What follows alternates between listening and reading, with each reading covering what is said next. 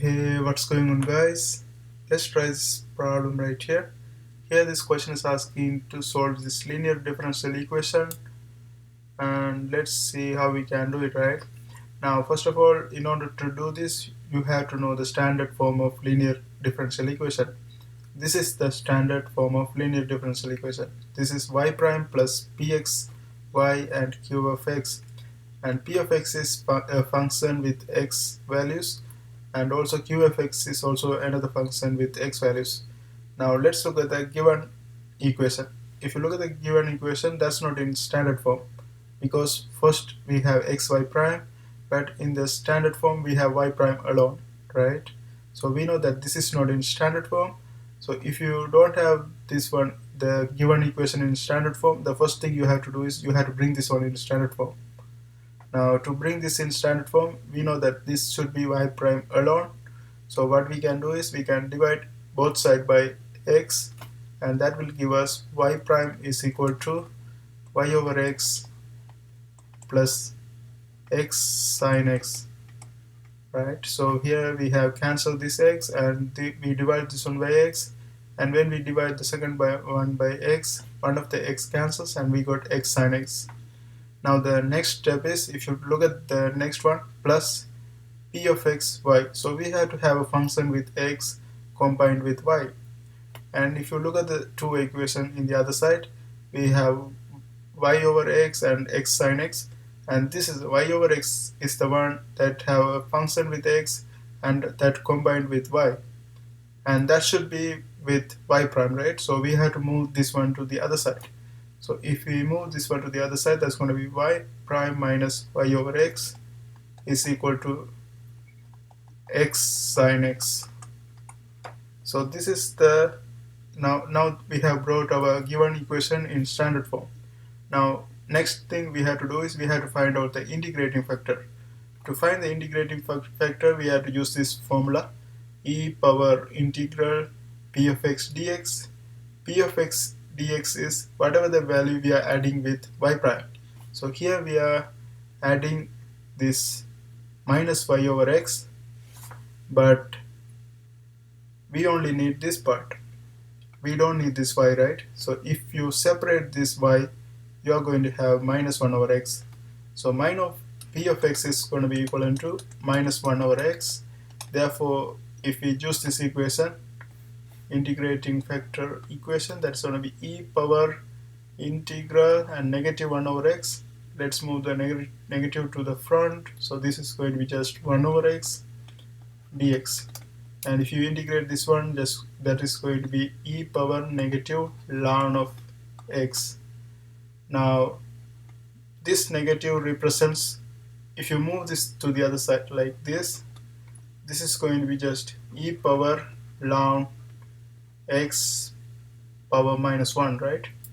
Now this is important because then only we can cancel this e and ln. So when we have e and ln together, we can cancel both of them, right? So, and also before we do that, let's express this one in different way, like e power ln x power minus 1 is going to be just 1 over x, right? And now we can cancel these two, so this is going to be equal to 1 over x. Now we have the integrating factor. Now after we find the integrating factor, what we have to do is we have to multiply this integrating factor both sides of this equation. So if you multiply in this side, this is going to be 1 over x y prime minus y over x, and in the other side we are going to have this x cancel, so we are going to have just sine x, and that's it.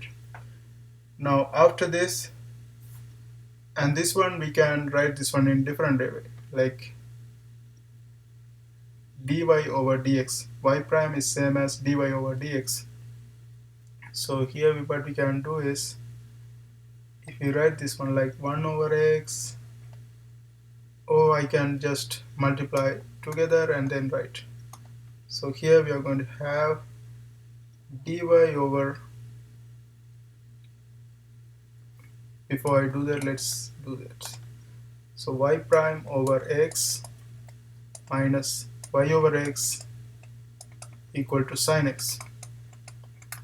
Now let's continue this one this side. Let's get rid of these things.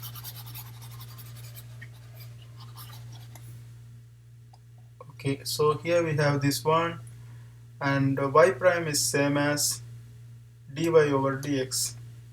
Dy over dx times 1 over x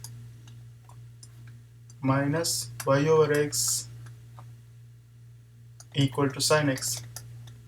Now here what we have to do is we can bring this y inside, so this is going to be d y over x over dx and minus y over x equal to sin x. Now here this is going to be the confusing part. So after this one, what we can do is we can remove this one. Like if you remove this and write this one as d over dx y over x equal to sin x is going to be same thing as this one. If you want to make sure you can find the derivative of this one, if you find the derivative, you will get this one again. This will work when you have in standard form. So after this one, we have to integrate both sides. So if you integrate this one and the other side, and dx, right? So integral and this derivative cancels each other. And in the other side, we are going to have integral of sin x is going to be negative cos x, right?